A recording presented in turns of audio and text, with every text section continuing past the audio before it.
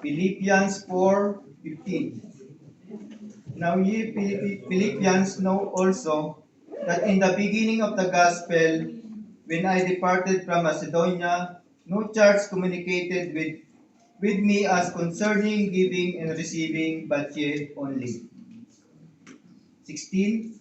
For even in Thessalonica, ye sent once and again unto my necessity. 17. Not because I desire a gift, but I desire the fruit that may be abound your account. 18.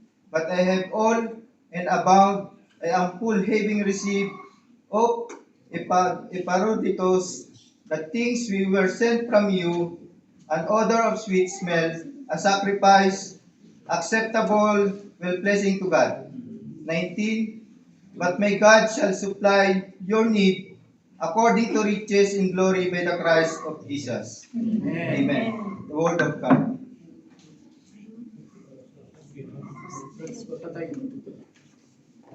Tayo muna tayo para sa all stand up for the prayer. Pagpipray kayong tithes and offering natin. Importante na magbibigay tayo sa simbahan para may pagpatuloy ang mga gawain ng ating simbahan. Amen? Amen. Heavenly Father, we thank you that our celebrating this church anniversary, we thank you that all in Christ, and we pray that as a member of your body, your Holy Spirit will knit us together in the bonds of unity and love. Lord, you have promised that you are the one who built your church, and we continue to keep each of us individually and corporately with the talents and gifts that may be used to praise and glory for the edification of the rest of the saints of God. Lord, protect us the wiles of enemy who seek destroy and cause division among your body.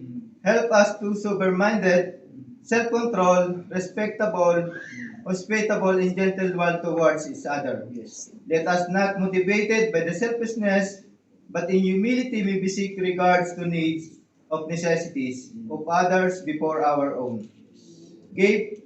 Lord, thank you so much sa mga tithes and offering na give to the glory of the God for developing our churches and all teach and teachable spirit to those listen. And with the grace of our Lord Jesus Christ, the Lord of the Father, and the fellowship of the Holy Spirit with us all this day. In Jesus' name we pray. Amen. Amen.